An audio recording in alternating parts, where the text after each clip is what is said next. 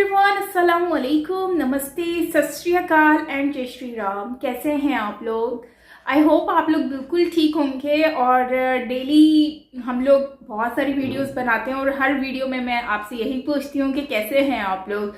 लेकिन यह है कि कमेंट में आप लोग बहुत कम बताते हैं कि कैसे हैं आप लोग, लेकिन वीडियो के अकॉर्डिंगली ज़्यादा बात की जाती है। बट बहुत ही अच्छी बात है कि आप लोग डिस्कस करते हैं वीडियो के बारे में। कुछ मुझसे क्वेश्चंस भी करते हैं, कुछ जो है वो लिंक शेयर किए जाते हैं। सो उसके लिए बहुत बहुत शुक्रिया आप लोगों का। और साथ में अपने भी हाल चाल बताते रहा करें, अच्छा लगता है।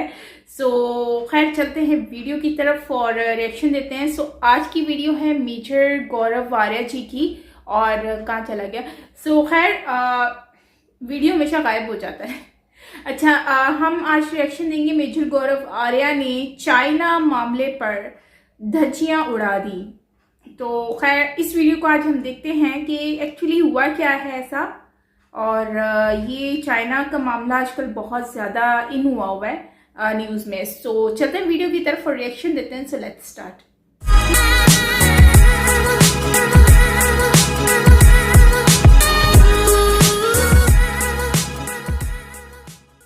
मैं सिर्फ आपसे यह पूछना चाह रहा हूं सर, आपको कैसे पता कि चीन अंदर आ गया था भारत के? क्योंकि आर्मी चीफ का बयान तो कुछ और है। आपको कैसे पता? आप तो कम्युनिस्ट पार्टी के प्रवक्ता हैं।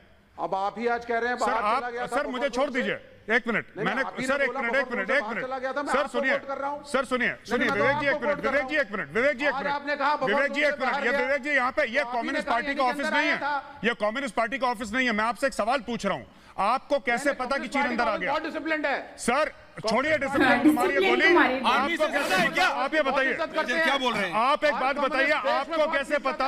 आपको कैसे पता कि चीन अंदर आ गया? आपको कैसे पता ये बताइए जी। आपको कैसे पता कि चीन अंदर नहीं आया? क्योंकि आर्मी चीफ का बयान है। आपको कैसे पता? क्योंकि आर्मी चीफ का बयान है। आप बता दीजिए। क्योंकि आर्मी चीफ का बयान है। आर्मी चीफ का रिकॉर्ड का बयान है जनरल नरवणे का। आप मेरी बात सुनिए। आर्मी चीफ का बयान है, इसलिए मुझे पता है। मत करिए, मुझे आर्मी चीफ का भरोसा है। आर्मी चीफ का बयान है। और एक और चीज बताऊं, सुनिए, मैं आपको एक और चीज बताता हूं, सुनिए मेरी बात सुनिए। विवेक जी विवेक जी आप, मैं इसलिए जानता हूं क्योंकि मैं जनरल नरवणे को अपना चीफ मानता हूं और मेरे चीफ ने यह बोला है कि चाइना अंदर नहीं आया। कहानी खत्म मेरे लिए। आपको किसने बोला कि चाइना अंदर आया? नहीं, क्या इंटेलिजेंस आजकल इतना फेल हो चुका है? सुनिए, मैं इंटेलिजेंस की बात ही नहीं कर रहा। मैं ये जानना चाहता हूँ विवेक जी, आपको किसने बताया कि चाइना अंदर आया? हर रिटायर्ड सर आपको किसने बताया कि चाइना अंदर आया? सर आपको कैसे पता ये बताओ। और अगर आपको पता है तो बड़े दुर्भाग्य की बात है। सुनिए, दुर्भाग्य की नहीं, आर्मी चीफ का बयान ऑन रिकॉर्ड है। आर्मी चीफ ने मीडिया, आर्मी चीफ, सुनिए एक मिनट, आर्मी चीफ ने मीडिया पे बयान दिया है। आर्मी चीफ की प्रेस कॉन्फ्रेंस है। ये नहीं मानते सर, आर्मी चीफ की प्रेस कॉन्फ्रेंस में आर्मी चीफ ने बोला है कि चाइना अंदर नहीं आया है। आर्मी चीफ की प्रेस कॉन्फ्रेंस आ गया है, आपके पास जवाब नहीं। आर्मी चीफ ने प्रेस कॉन्फ्रेंस में बोला है सर। Politicisation of army. एक मिनट, आर्मी चीफ क्या आर्मी चीफ ने प्रेस कॉन्फ्रेंस में बोला है? हम इसके आपको कैसे पता ये बताइए? आर्मी का सर आप ये बताइए, आपको कैसे पता है? ये नरेंद्र मोदी आपको कैसे पता? इनके पास जवाब नहीं है। आपको कैसे पता कि चाइना इनके पास जवाब नहीं है। इनके पास जवाब नहीं है। रुकिए प्रेम कुमार, रुकिए एक second. Prem Kumar Vijay, buffer zone के अंदर प्रेम कुमार विवेक श्रीवास्तव आया था। मेजर जनरल जी, आप नहीं रोक पाए। चाइनीज आर्मी अंदर कैसे आई ये बताओ। ये आप बताओ ना, आपको कैसे पता? विवेक जी एक सेकंड। मेजर विवेक जी बोला आपने, विवेक जी बोला आपने। मेजर जनरल जीडी बख्शी को डालिए please. Major general GD Bakshi, आप बता दीजिए। विवेक श्रीवास्तव प्लीज रुकिए। आपने बोला विवेक श्रीवास्तव, आपने बोला, अब प्लीज रुकिए, अब प्लीज रुकिए। मेजर जनरल जीडी बख्शी बोल रहे हैं, बोलिए सर। LAC, हाँ विवेक साहब, LAC पर भारत और चीन की फौजें आईबॉल टू आईबॉल थी। अब चीन परेशान होकर काफी नुकसान उठाकर अपने फौजियों का ठंड में बुरे हाल हो गए। उनके 4 साल के कंस्क्रिप्शन के रिक्रूट आते हैं, 4 साल करके घर अपनी मम्मी पापा के पास जाते हैं। ज्यादातर इकलौते बेटे हैं। ठीक है साहब, इस फौज को लड़े 42 साल हो गए थे। जब आमना सामना पड़ा भारत की फौज से तो ये इनके फरवरी तक छक्के छूट गए हैं ठंड में, इसलिए डिसएंगेज करके पीछे जा रहे हैं, क्योंकि हमारी फौज का लोहा देख लिया है, समझ लिया है, और ये भी समझ आ गया है कि अगर इसको आगे धकेला गया तो अंजाम क्या होगा।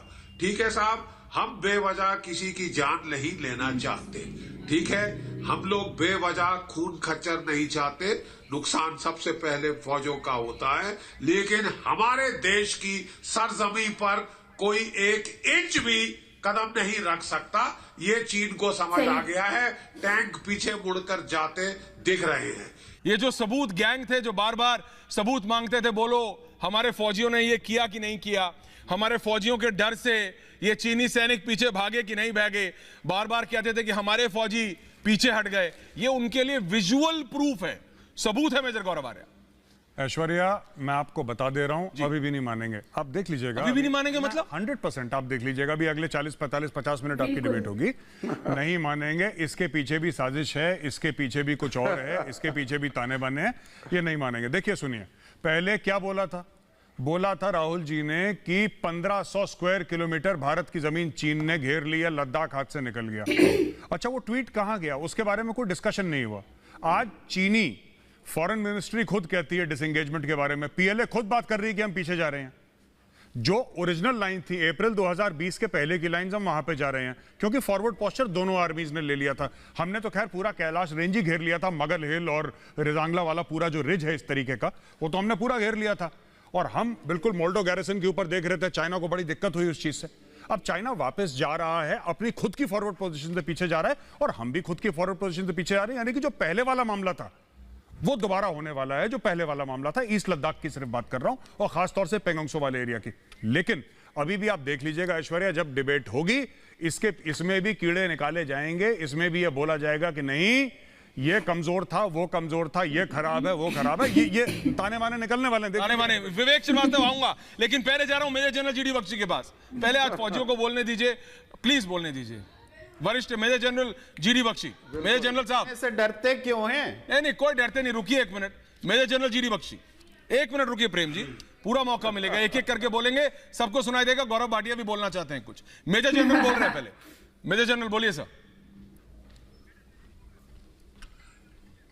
देखिए, सबसे ज्यादा खुशी होती है अगर मैदान जंग में शांति का माहौल आए तो फौजियों को होती है, ठीक है, लेकिन मैं बताना चाहता हूं कि चीन के साथ जो है हमको आंख बिल्कुल उसके दुश्मन के ऊपर रखनी चाहिए। जैसे सांप जब तक मर ना जाए या चला ना जाए घर से, तो उससे आंख नहीं उठानी चाहिए। गलवान में हमको अपनी सरकार पे पूरा विश्वास है, बहुत सही, हमको अपनी सेना पे सबसे ज्यादा विश्वास है। सही। लेकिन जो गलवान में हुआ उसके बाद we would like to be 48 घंटे वेट एंड वॉच, उसके बाद ही हम अपनी कोई खुलकर प्रक्रिया देंगे। क्योंकि चीन अगर पीछे हट रहा है तो उसके पीछे उसकी मजबूरी है, उसकी फौज की हालत पतली हो चुकी है, वो -40 डिग्रीज में। हमारे जवानों को कोई फर्क नहीं पड़ता। हमारे जवान सियाचिन में 21,000 फुट की हाइट पर सारा साल रहते हैं। 14-15 हजार की फुट की हाइट पे आके इनके दांत किटकिटाने शुरू हुए हैं। They are doing us no bloody favour, और पहले इनको वापस जाना चाहिए। We did not start this, हमने ये तमाशा शुरू नहीं किया था। They started it, they should go back, they are going back, I am happy. But मैं अपने नहीं, that is welcome, they are going back. नमस्कार, मैं हूं आंचल सिंह और आप सभी का स्वागत है हमारे चैनल पर। चीन के रक्षा मंत्रालय ने साफ साफ कह दिया है कि वो पीछे हट रहे हैं, लेकिन हमारे देश के जो सबूत गैंग थे वो इस वक्त नजर नहीं आ रहे हैं, और वो इस पर भी सवाल खड़े कर सकते हैं क्योंकि उनको हर चीज में कमी ही नजर आती है। भारत की ये बड़ी जीत है। चाइना पूरी तरीके से हार चुका है, क्योंकि चाइना भारत को टक्कर देने की सोच रहा था, लेकिन उसको भारत के आगे झुकना ही पड़ा है। मेजर गौरव आर्या ने भी अपनी डिबेट में यही बातें कही हैं, लेकिन राहुल गांधी जिन्होंने ये कहा था कि 1200 किलोमीटर जमीन चाइना ने कब्जा कर लिया था। इस पर कई तंज भी कसे गए थे, कई मीम्स भी बने थे, क्योंकि 1200 किलोमीटर की अगर हम बात करें तो जहां पर हम बैठे हुए हैं वो भी चाइना के कब्जे में रहेगा, लेकिन हमें तो कहीं दिखाई नहीं दे रहा था। राहुल गांधी से भी यह सवाल पूछा गया था, लेकिन इस वक्त जब चीन की जो सेना है वो पीछे हट रही है और वो लोग जो फोटो शेयर कर रहे थे वो एक मीडिया गैंग जो दिखा रहा था कि चाइना ने गांव बसा लिया है, चाइना किस तरीके से हम पर कब्जा कर लेगा, तमाम तरह के डर भय फैलाए जा रहे थे, तो इनको कोई मुद्दा नहीं मिल रहा था और इसीलिए लगातार चाइना ने हमारी जमीन हड़प ली है, प्रधानमंत्री डरते हैं, वो कुछ बोलते नहीं है। कि राहुल गांधी सिर्फ 15 मिनट में चीनी सैनिकों को हटा सकते हैं, प्रधानमंत्री नरेंद्र मोदी चाइना का नाम तक नहीं ले पाते हैं। अब इस तरीके की बातें उनके तरफ से की जा रही थी, लेकिन अचानक से उनको किसानों का मुद्दा मिल गया और थोड़ा वो भटक गए। अब आपने देखा कि सदन में किस तरीके से राहुल गांधी की बेइज्जती हुई है और वहां पर भी राहुल गांधी को अनुराग ठाकुर ने जिस तरीके से जवाब दिया है, तो हर तरफ से राहुल गांधी को जवाब मिलता है, जनता भी मीम्स बनाती है। लेकिन मेजर गौरव आर्य ने जिस प्रकार से राहुल गांधी को पिछली बार भी धोया था और अर्णव गोस्वामी के मामले में राहुल गांधी और तमाम प्रियंका गांधी वाड्रा ने जो झूठ फैलाया था उस पर भी मेजर गौरव आर्य ने इनकी खिल्ली उड़ाई थी और एक बार फिर से राहुल गांधी पर मेजर गौरव आर्य की ये वीडियो। भले कुछ भी हो जाए, जो राहुल गांधी हैं उनको समझ नहीं आता है कि वो करना क्या चाह रहे हैं और राहुल गांधी की इतनी सारे लोग मीम्स भी बनाते हैं और हर चीज़ में राहुल गांधी आगे आगे नज़र आते हैं, चाहे वो 26 का इशू हो, जनवरी का किसान फार्मर्स का, चाहे वो ये लद्दाख वाला इशू हो या फिर दूसरे इश्यूज हों, तो उसमें हमें हमेशा राहुल गांधी जो है वो इन नज़र आते हैं। अर्णव गोस्वामी जी का जो इशू क्रिएट हो गया था व्हाट्सएप का, उसमें भी इनके ही वजह से बहुत ज़्यादा पॉइंट जो है वो हाईलाइट हो रहे थे। और जबकि मैंने ये देखा है कि जो इंडियन जनता है, पब्लिक है, वो ज़्यादातर फोकस कर रही है जो बीजेपी है उनके साथ खड़ी है, क्योंकि वो जानती है क्या सही है क्या गलत है। तो कांग्रेस में जो बेसिकली राहुल गांधी जो है उर्फ पप्पू सो उनको उनकी वजह से लोग जो हैं उनको बहुत अच्छे से समझ चुके हैं। जाहिरी सी बात है, जिसको सही से बात करनी नहीं आती हो, जो आलू में से सोना निकालने की कोशिश में लगे हों, तो उनको क्या पता कि वहाँ पर फौज जो है वो क्या कर रही है चाइना के साथ और फौज किस तरह की कंडीशन से गुजर रही होती है। तो यहाँ पर बैठकर हम जैसे पॉपकॉर्न खाकर अगर हम टीवी देख रहे हैं और कह रहे हैं कि हाँ ये हुआ वो हुआ, तो ये बस वही हाल है इनका, जहाँ तक मैंने ऑब्जर्वेशन की है। लेकिन ये बहुत बड़ी विक्ट्री है भारत के लिए और उन फौजियों के लिए जिन्होंने आकर अपनी कंट्री के लिए काम किया, कंट्री को सेव करने के लिए। और उनकी कहानी बस वही है कि इनको कुछ आइडिया ही नहीं है कि बेसिकली है क्या, हो क्या रहा है। बस ये लोग न्यूज़ में आकर या ट्वीट्स में बैठकर सारी चीज़ें हाईलाइट कर रहे होते हैं। जो बेसिकली कंट्री के प्रधानमंत्री हैं या फिर जो फौज से रिलेटेड हैं वही जानते हैं कि एक्चुअली मैदान में हो क्या रहा है, उसको हैंडल किस तरह से करना है। और मोदी जी बहुत ही अच्छे तरीके से इसको हैंडल भी कर रहे हैं।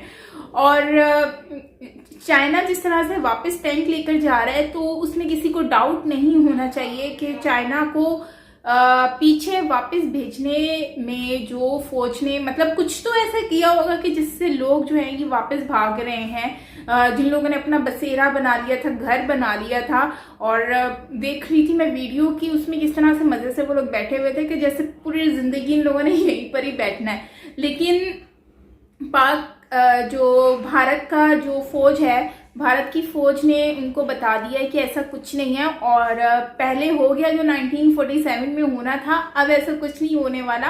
अब कोई कुछ नहीं कर सकता। अब ये कोई जो प्रोपेगेंडा, जो एजेंडेस बनाकर लोग घूम रहे हैं, तो इस तरह का कुछ नहीं होने वाला। अब वो 47 को दोबारा से नहीं दोहराने वाले हैं। सो खैर, लोग बहुत कुछ बोलेंगे, बहुत कुछ सोचेंगे, लेकिन मुझे इस चीज़ पे बहुत ज़्यादा खुशी है कि चाइना ने अपना जो पीछे की तरफ कदम बढ़ाए हैं, मतलब वापस जा रहे हैं, तो ये बहुत ही एक अच्छा ऑप्शन है। और इसके अलावा उनके पास कोई और ऑप्शन बचता ही नहीं था। आज नहीं तो कल उनको जाना ही था। सो खैर ये थी हमारी आज की वीडियो गाइस। आई होप कि आपको अच्छी लगी होगी। मुझे अच्छी लगी है। और बाकी ये है कि जब कोई कंट्री प्रोग्रेस करती है तो उसको हर कोई देख रहा होता है और जेलस हो रहा होता है। सो हमें अपने दुश्मन जो होते हैं उनके ऊपर बहुत ही ज़्यादा कड़ी नज़र रखनी पड़ती है। जब तक हम उन पर हम कड़ी नज़र नहीं रखेंगे, हमें पता कैसे चलेगा कि वो जो है वो हमारे खिलाफ क्या साजिश कर रहे हैं। तो इसलिए उनके ऊपर नज़र रखना बहुत ज़रूरी होता है, चाहे वो आउट ऑफ कंट्री से हो या कंट्री में ही अपने क्यों ना दुश्मन बैठे हों, तो उनके ऊपर फोकस करना पड़ता है। और उनको कभी भी हल्का मत समझें, उनके दो बोल अच्छे मत समझें कि वो हम पे कभी भी हमारी जो मासूमियत का फ़ायदा उठा सकें। तो खैर इंडियन गवर्नमेंट तो बहुत अच्छे से जानती है कि कौन अपना है और कौन पराया है। और इतने सारे जो मामलात हिस्ट्री में हो चुके हैं, अब मुझे नहीं लगता कि वो दोबारा से दोहराने देगी इंडियन गवर्नमेंट, क्योंकि अब जो है अब न्यू जनरेशन है, न्यू टेक्नोलॉजी है, न्यू गवर्नमेंट है। सो अब जो है अब लोग आगे बढ़ने के जो ख्वाहिशमंद है, पीछे मुड़कर दोबारा अब देखना नहीं चाहते, जहाँ तक मैंने ये नोट किया है आज की दौर में। सो खैर ये थी हमारी आज की वीडियो। आई होप आपको गाइस अच्छी लगी होगी। मेरी बेस्ट विशेज़ आप लोगों के साथ हैं। दिल से आपकी ये मेरी बेस्ट विशेज़ हैं कि आप लोग इसी तरह आगे बढ़ते रहें और भारत को इसी तरह सलामत रखें। सो मिलते हैं नेक्स्ट वीडियो के साथ। तब तक के लिए अपना बहुत सारा ख्याल रखिएगा। मैं हूँ साइमा पीरज़ादा। Bye bye.